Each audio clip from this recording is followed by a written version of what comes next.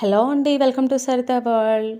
Chicken fry ఎప్పుడు చేసేలా కాకుండా ఇలా ఒక్కసారి ట్రై చేయండి. పోపు పెట్టే పని లేకుండా ఇలా కలిపి చేయడం వలన టేస్ట్ చాలా బాగుంటుంది. అలాగే కొత్తగా కూడా ఉంటుంది. అండ్ ఫస్ట్ టైం చేసిన వాళ్ళు కూడా పర్ఫెక్ట్గా చేసుకోవచ్చు. ఇలా చికెన్ ఫ్రై చేస్తే మీకు ఖచ్చితంగా నచ్చుతుంది. ఎవరికైనా ఒక్కసారి ట్రై చేయండి ఈ స్టైల్లో.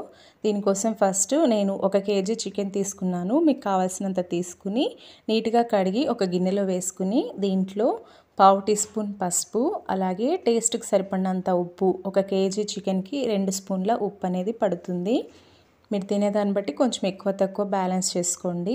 అలాగే కారం ఒక 4 టేబుల్ స్పూన్లు వేసుకోండి. కొంచెం మీరు ఎక్కువ తింటే కొంచెం స్పైసీగా కావాలంటే 5 లేదా 6 స్పూన్లు వేసుకోవచ్చు. తక్కువ తినేవాళ్ళు తగ్గించుకోండి.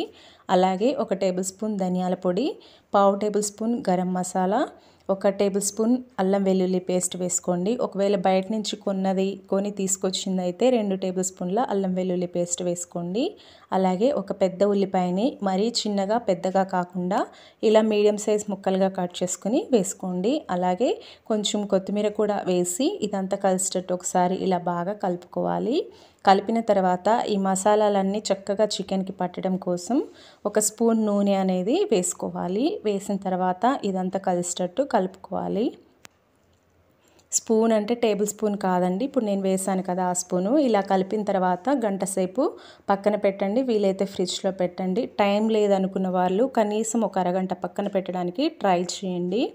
ఇలా 1 గంట తర్వాత స్టవ్ ఆన్ చేసి వెడల్పుగా ఉన్న ఒక గిన్నె కానీ కడాయి కానీ పెట్టుకుని దీంట్లో 3 స్పూన్ల నూనె వేసుకోవాలి. ఆల్రెడీ మనం 1 స్పూన్ చికెన్లో వేసాం కాబట్టి కేజీకి 4 స్పూన్ల నూనె అనేది కరెక్ట్గా సరిపోతుంది. మీరు కొంచెం ఎక్కువ కావాలంటే ఎక్కువైనా వేసుకోవచ్చు. ఇది కొంచెం వేడైన తర్వాత దీంట్లోకి 1 ఇంచు దాల్చిన చెక్క, ఒక 3 ఇలాచి, ఒక 3 లవంగాలు, ఒక స్టార్ అనాస, ఒక 2 బిర్యానీ ఆకులు వేసుకోవాలి. ఇవి కొంచెం ఫ్రై అయిన తర్వాత దీంట్లోకి ముందుగా కలిపి పెట్టుకున్న చికెన్ని వేసుకోవాలి. చికెన్ వేసిన తర్వాత ఇదంతా కలిసేటట్టు ఒకసారి బాగా కలుపుకోవాలి.